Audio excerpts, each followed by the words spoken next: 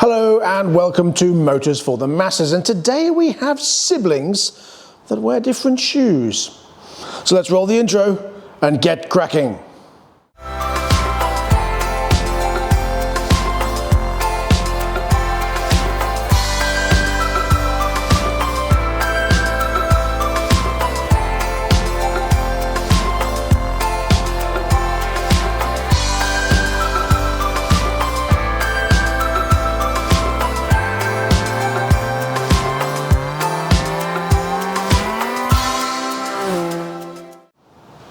FB Mondial. They've been back for quite a few years now, and I even have an HPS125 in my fleet.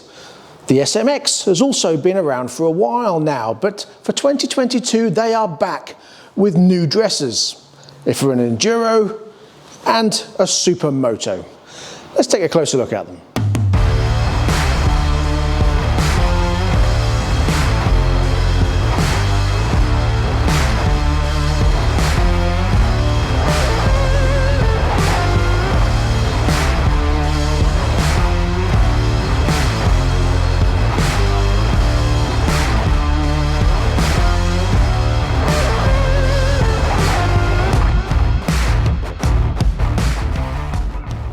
Both bikes use the same Euro 5 compliant 4-valve double overhead cam Piaggio 125 liquid cooled engine, developing 13.5 brake horsepower and 7.8 pounds-foot of torque, meaning top speed for the Motard will be around 65 to 70 miles an hour with its 62 tooth rear sprocket. However, the Enduro with a bigger front wheel and the 69 tooth rear sprocket will be about 5 miles per hour slower on the top end, but will be faster on acceleration.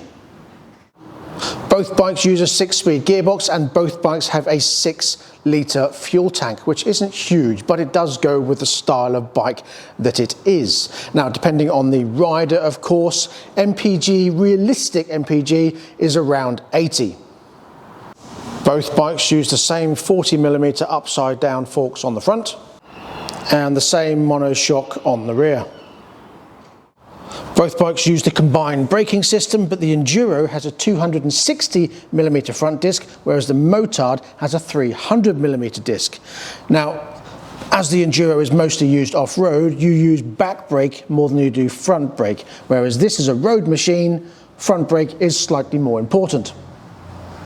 On the back, both bikes use a 220mm disc, and both bikes have exactly the same exhaust system as well, which we shall hear in a very short while.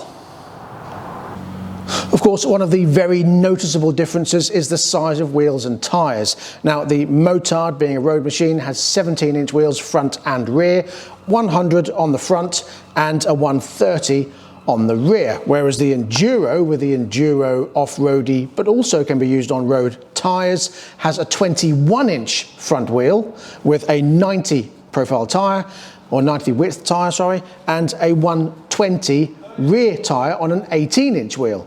Now, they're both CST rubber, but obviously very, very different. Okay, let's talk about sound. Well, I can confirm they are both equally uninteresting, and they sound identical to my HPS125. Have a listen to this. Now, you'll also hear, when I let the clutch out, a little bit of clutch chatter. That's just the style of the engine. Are you ready? A semitone difference. See? How boringly dull is that?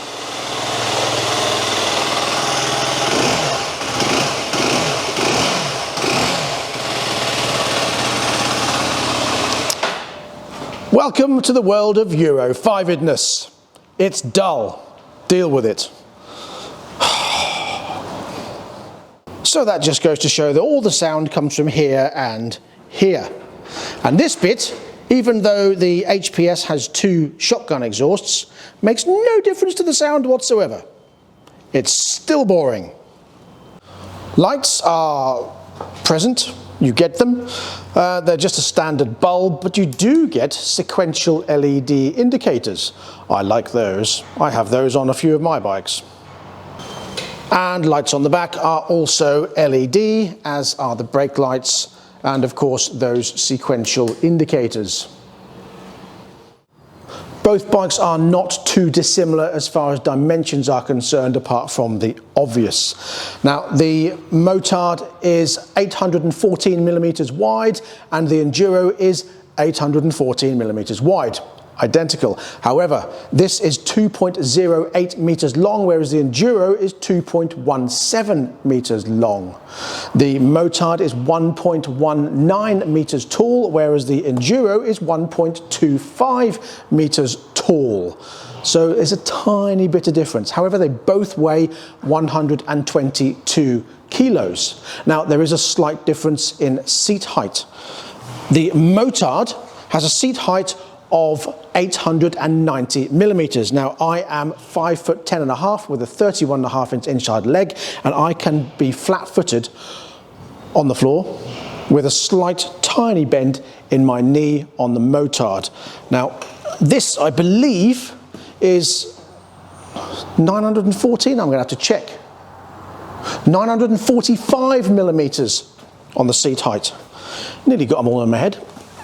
This, again, I am the same height, funnily enough, as the last one, but I am on the balls of my feet. Not on tiptoes, but on the balls of my feet on this. So there you go. A little bit of difference, as you would expect, between the two bikes. Now, the Enduro seems nicely set up for riding green lanes, but we shall find out what they're like on the road in a short while, because let's be honest, that's when you're mostly going to use these bikes. Now, both bikes use the same LCD display. Now, don't be confused when you turn the ignition on. You get all these things light up. There you go, look at that, look. You've got your odometer, your trip here, your heat down here, your speedo here, and your clock up there. You don't get a gear indicator. I don't know what that one is for. Is that trip? There you go. Oh, that's your overall odometer, 1 mile. You've got a battery test in there as well. There you go, 11.8. Well, that's not very good, is it? But you've also got your temperature. That's because I've been turning it on and off. My fault, that. And your temperature. You don't get a rev counter because you don't really need one, apparently. Obviously now it's charging at 14.7, which means the regulator is doing its job. Of course it is, it's a new bike. Now, both bikes use the same plastics, the same frame, the same suspension, the same handlebars. Everything is the same exhaust system. It's all the same, apart from the wheels and tyres, the brakes, and the sprocket sizes. So they're set up for different styles of riding, but other than that, it's pretty much a very similar bike. But to find out more, let's get them out on the road and see exactly what they rode like. Rode like? Ride like. On the road. You know what I mean? It's been a long day. Okay, here we go.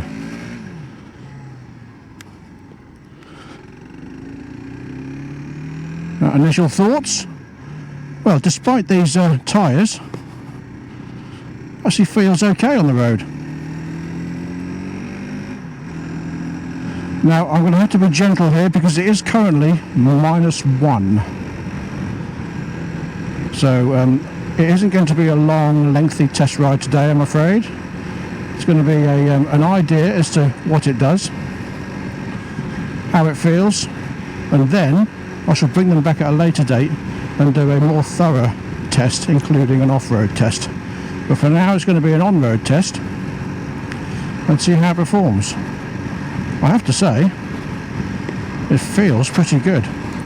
And I can happily report that the mirrors are seeing everything I want to see behind me. A little bit of arm, about 25%. Other than that, mostly road. Very good. They actually work and do the job of a mirror. Fantastic. Up to speed, no problem at all. It's very easy. The seat is quite hard on this, but as an Enduro seat, they're not inherently comfortable. Pretty well balanced. It feels very light. It is light, 122 kilos. It's not heavy. It does feel pretty light. Brakes work really well. They are the combined brake system, but they do work quite nicely. I mean, you wouldn't want really ABS on an Enduro bike. as we pull away. Everyone else is slow. This wants to go. Come on. Yeah, don't bother indicating, we'll just guess. Yeah, it picks up quite nicely. Up to speed, no dramas whatsoever there. Now the bikes are, of course, very plastic. That's the style that they are. Tyres feel quite comfortable. You can tell they're off-road tyres, they're not unbelievably soft, but I'm not being nobbled around. When you go around corners, you're not jerking the handlebars. Steering feels quite light. As I say, I'm not going to thrash it around all over the road because there are ice patches. Despite the sun, it is -1.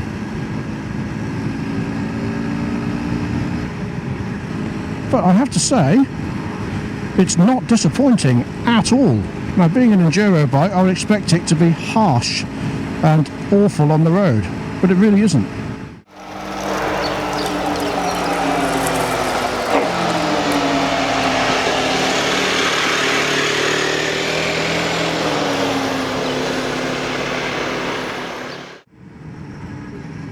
Gear change is very smooth, very light.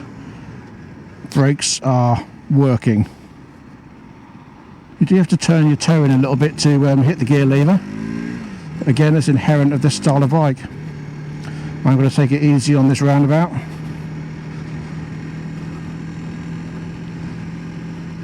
Switch gears are very simple to use.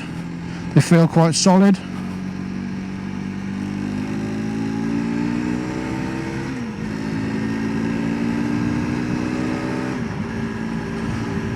That gear change is very smooth, very light, very simple.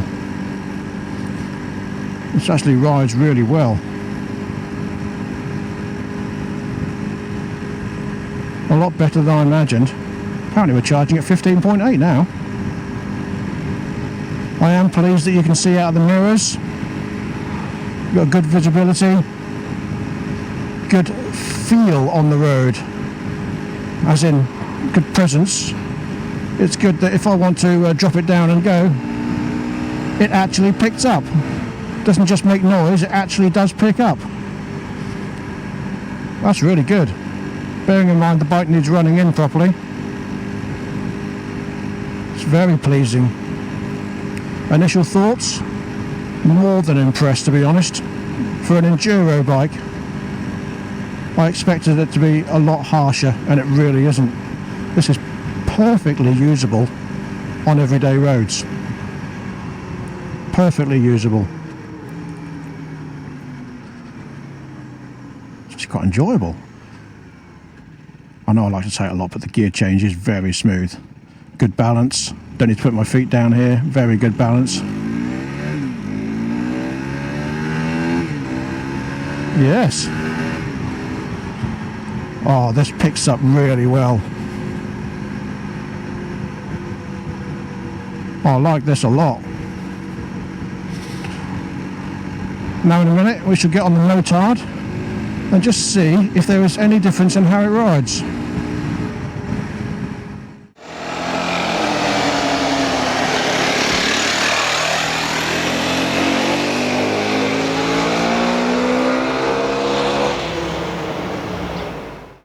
The exhaust doesn't sound too bad.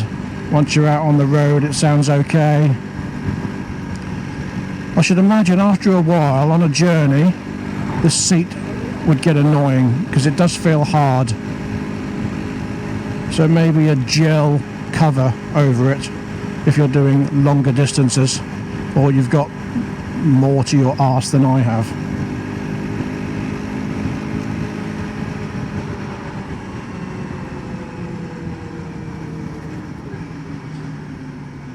Well, I have to say, the only thing I don't like is the seat.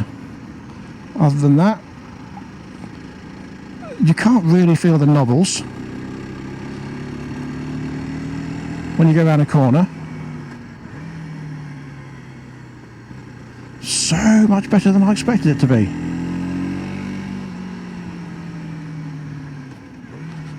Right.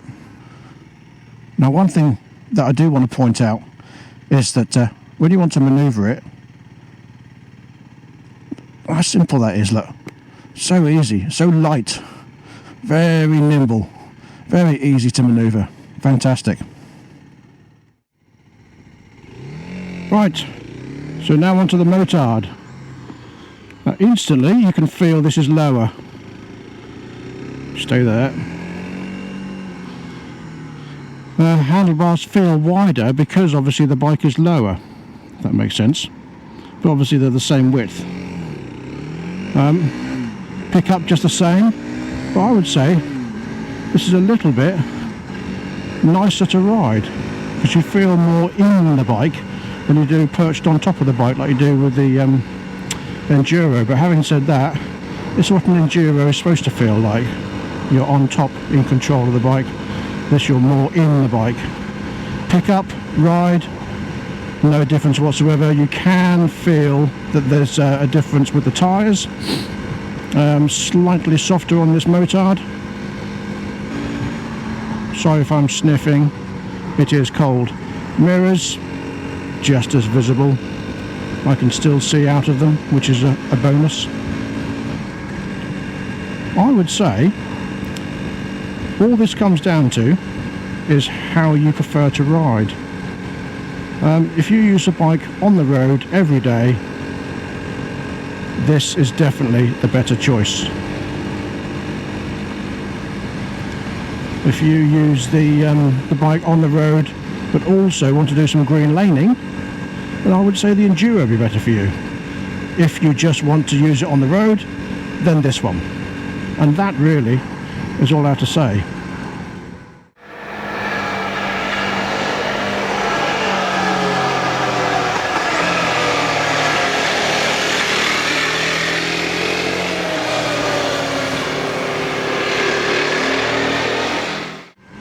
There's not a lot to choose between these two bikes, to be honest. The feel is very similar, the ride is very similar. The seat is as harsh on both sides. Balance feels the same. Gears, brakes, it's all the same. The only difference you've got, as I say, is where you sit on the bike in comparison to the seat and the handlebars. Pick up, just the same, both equally as impressive. Keeping up with traffic, no dramas. Yeah, very impressive pickup, very impressive ride. Now bearing in mind the weather and the road conditions, I'm not taking these up to 60 or 70 at the moment, simply because it's not clever to do that in these kind of conditions on a brand new bike with brand new tyres. But at a later date I will bring them back and do that test. So I think whichever you choose, as I say, is just purely down to what you do with them. If it's merely road only, I would go with the Motard.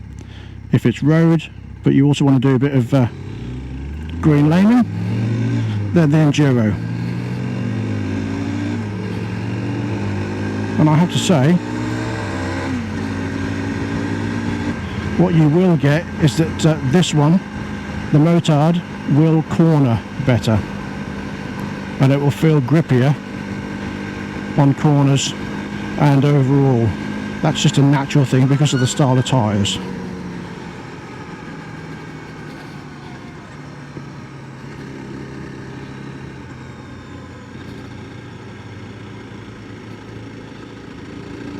I feel more confident putting this one into a corner. That's it, don't even look, mate. The amount of people that go around there and just pull out in front of you, absolute bell ends. And there we go. My jacket matches this one.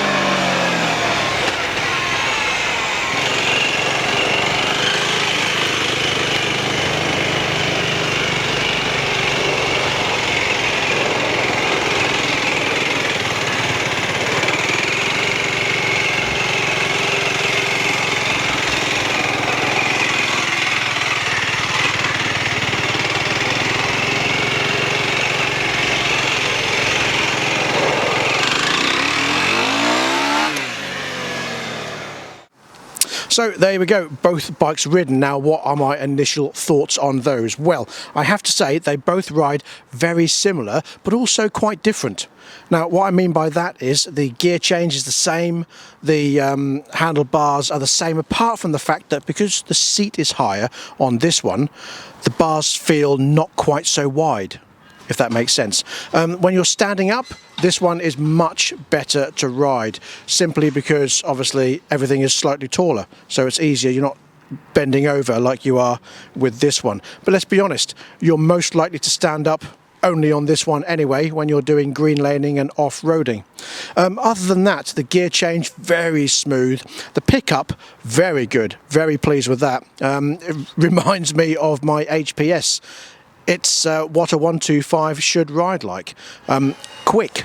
Other than that, I haven't really got any complaints. Now, I will say, bearing in mind that the road I was on was greasy and a bit green on a couple of the parts, when you change down a gear on this, you get a little bit of skid on the rear tyre, because obviously you don't have the same traction that you do on here. So I'll reiterate again, if you are riding only on the road, I'd say this is the bike for you. If you are riding on the road but you want to do a bit of green laning, definitely this one. Other than that, there's not a massive difference between them, apart from him making loads of noise, but he is doing an MOT, so I can't really complain. Does he have to make that much noise? I'm sure it's not that necessary. Right, it's getting sunny now, hang on. There you go, that's better. Right, the switch gears, very simple to use. They feel nice and chunky. Nothing feels cheap and nasty. I'm so pleased you can actually see out of the mirrors. That is fantastic. You know, they've got a little bit extra on the stalks and they've done it. Brilliant. That's what all bikes should do. When it's riding along, sound-wise, it's okay. It's a 125 that's been hit by Euro 5-ness, so it's going to sound boring and dull. But it doesn't sound hideous. It doesn't sound like some of the air-cooled ones that I've heard. It feels good quality. Nothing is creaky and squeaky. Everything performs as it should do. The brakes pull up nicely. Bearing in mind the type of bikes they are very plasticky, but there you go. The only thing I would change is perhaps a gel seat on both of them. You don't feel it as much on this one because you're more in the bike, whereas that you're perched on it, so your legs are slightly further down the bike, so you're pulling your inner thighs into the side here, and you can feel it's a little bit harder, so perhaps a gel seat would have been better. Other than that, I've got nothing to complain about. So let's head back inside and I'll tell you how much they are. Noisy git. So there you go. Now the wind has subsided a little bit. It was very blustery earlier. I can now talk to you outside. So what do you think of those? You've heard what I think. What do you think? Let me know in the comments section below. Which one would you choose and why? Price-wise, they are both £3,899 on the road with a 2-year parts and labour warranty. First service is 300 miles or 6 months, whichever comes first, and then every 2,000 miles or 6 months after that. So what do you think?